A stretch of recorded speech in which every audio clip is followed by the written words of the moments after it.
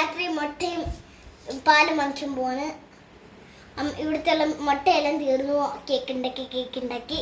അപ്പോൾ ഞങ്ങൾ ഈ പാതിരാത്രി ഇത് മുട്ടയും പാലും മേടിക്കാൻ പോവാണ്. ഒരു ക്ലോക്കിൽ 6:30, വേറൊരു ക്ലോക്കിൽ 7:15. അങ്ങനെ ശിവാനിയും പറഞ്ഞ പോലെ നമ്മൾ മുട്ടയും പാലും മേടിക്കാൻ പോവുകയാണ്. പെട്ടെന്ന് കിട്ടിയ ഓർഡറാണ്. നാളെ ഉച്ചയാകുമ്പോഴത്തേനും ഉണ്ടാക്കി കൊടുക്കണം. അപ്പോൾ ഇതെല്ലാം ഇന്ന് രാത്രി മേടിച്ച് വെച്ച് കഴിഞ്ഞാൽ സെറ്റാക്കാൻ പാടില്ല. പെട്ടെന്ന് നമുക്ക് രാവിലെ തന്നെ കേക്ക് ഉണ്ടാക്കി കൊടുക്കാമല്ലോ.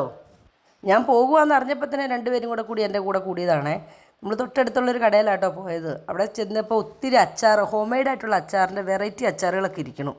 അങ്ങനെ ആ കൂട്ടത്തിൽ ഞങ്ങളൊരു മാങ്ങാച്ചാറും എടുത്തു. ശിവാനി അവിടെയുള്ള കൊച്ചിനോട് ഭയങ്കര സംസാരമായിരുന്നേ.